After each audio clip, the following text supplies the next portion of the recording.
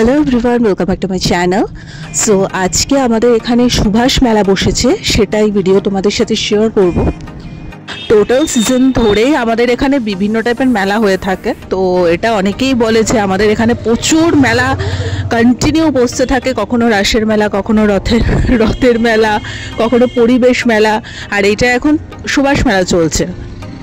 তো 23শে জানুয়ারি থেকেই তো সুভাষ মেলাটা মোটামুটি স্টার্ট হয়ে যায়। তো আমরা একদম ফার্স্ট দিনই গেছিলাম সুভাষ মেলাতে, 23শে জানুয়ারি গেছিলাম। সেই ভিডিওটাই আজকে অনেক দিন বাদে তোমাদের সাথে শেয়ার করছি।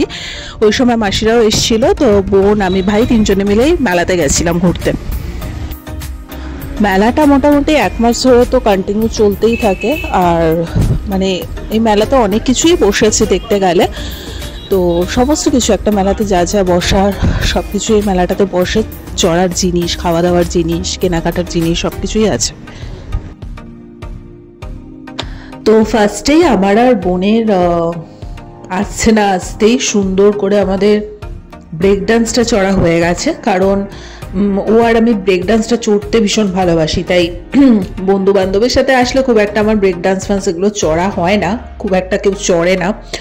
স্পেশালি সঞ্চিতার সাথে আসলে তো চড়বেই না, এগুলো ভীষণ ভয় পায়।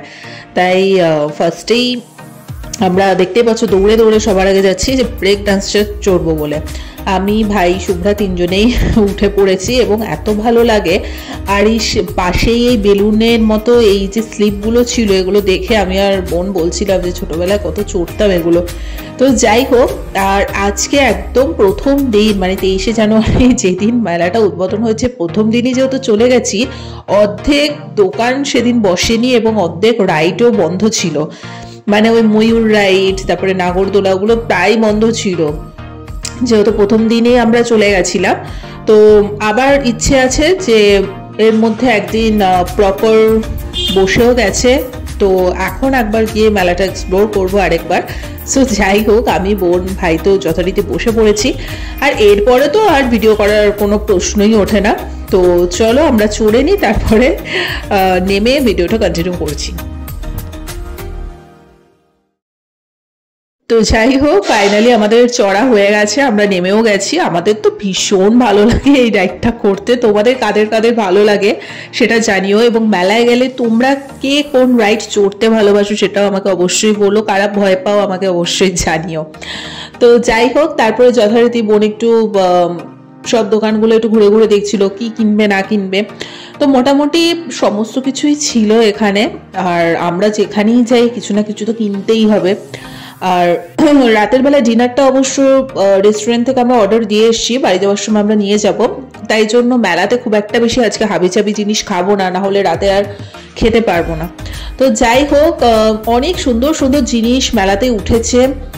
বিভিন্ন টাইপের কানের দুল থেকে শুরু করে চুড়ি, ব্যাঙ্গলস, দেন প্রচুর মেকআপের জিনিস তো ভর্তি। এছাড়া সব থেকে বেশি ভালো লাগলো একটা ব্যাগের দোকানে আমাদের নজর কাড়লো। তো টুকটুক করে ঘুরতে ঘুরতে আমি আর বোন একটু ব্যাগের দোকানের দিকে চলে গেলাম, আর ওখান থেকে দুটো ব্যাগও কিনেছি। কোন কোন ব্যাগগুলো কিনেছি তোমাদের সাথে শেয়ার করব। খুব একটা বেশি দামও তো না, তাই ভালো লাগলো। আর অর্ধেক দোকান কিন্তু বন্ধ ছিল। আমার ইচ্ছে আছে আবার একবার এসে এক্সপ্লোর করে যাওয়ার মেলাটা। তাছাড়া তো বিভিন্ন টাইপের খাওয়া দাওয়া এই সমস্ত তো দোকান রয়েছে, বিভিন্ন মোমোর দোকান, ফুচকা, ভেলপুরি, পাপড়ি চাট, ঘুগনি, তারপর মেলায় যা যা বসে আর কি সমস্ত কিছুই রয়েছে।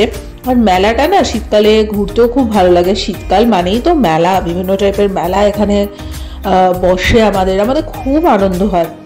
আর এত সুন্দর সুন্দর সব নেক পিসগুলো দেখছিলাম, খুব ভালো লাগছিল। তো যাই হোক, এবারে ওই যে ব্যাগের কথা বলেছিলাম, এই দোকানটাতে 100 টাকা করে ব্যাগগুলো বিক্রি হচ্ছে। দুটো ব্যাগ খুবই ভালো লাগলো, একটা আমি নিলাম আর একটা বোনকে গিফট করলাম, ওরও ভালো লেগেছে। তো যাই হোক, বেশ সুন্দর লাগলো, মানে ভালো লেগেছে বেশ, তাই জন্য নিলাম আর কি।